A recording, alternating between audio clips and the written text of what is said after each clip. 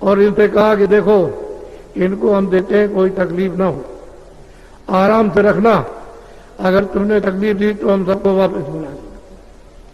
और जीवात्माओं से कहा, सुरतों से, रूहों से कि तुम जाओ और इस नाम को पकड़े रहना जिससे हम भेजेंगे, इसको, शब्द को, आवाज को, इसको छोड़ना नहीं, पकड़े रहना। वहां कितना भी कोई लालच दे लेकिन उधर नहीं, इसको पकड़े।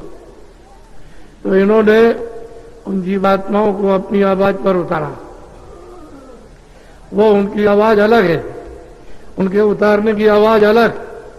ये उतर करके आई तो आकर के सब लोगों में बांट दिया, एक अगड़ा दे दिया, सबने अपने अपने लोक में मसाला मिलाया और जीवात्मा को उसमें बैठाया और राज कर रहे सब लोगों में, 16 में 16 में।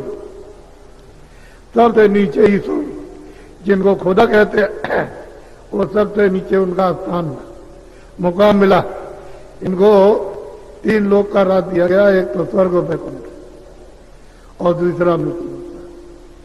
इनसे कहा कि तुम्हारे देश में मसाला दे दिया है, मिलाओ और जीवात्माओं को तुम उसमें बैठा करके और राज करो।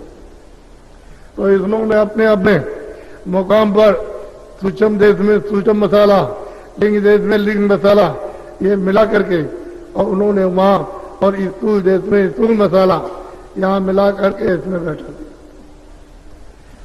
तब ये हरकत करता मसाला। नहीं, जड़ मसाला क्या करेंगे, ये तो बाकी तो ये सब जड़ है। इस तरह से आपको लाया गया। और जब आप मालिक की प्रभु का ध्यान करते रहे, नाम छोड़ा नहीं, तो जब तुम्हारा समय पूरा हुआ तो सब के सब वापस लौट गए।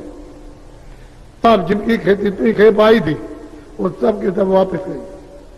फिर दूसरी भेजा, लेकर के मसाले मिलाकर उन लोगों में सब जगह वो अपना राज करने लगे। और जब उनका समय आया कि सब ध्यान करते, उनका समय आया सब वापस, तो तुलसीदास जी ने कहा कि सतयुग जोगी सब विज्ञान।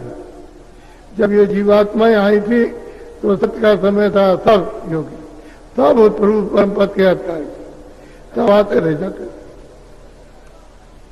अब इन्होंने सोचा कि ये सब चले गए तो मैं यहाँ क्या करूंगा, राज किससे करूंगा, जीवात्माएं सब चली जाएगी।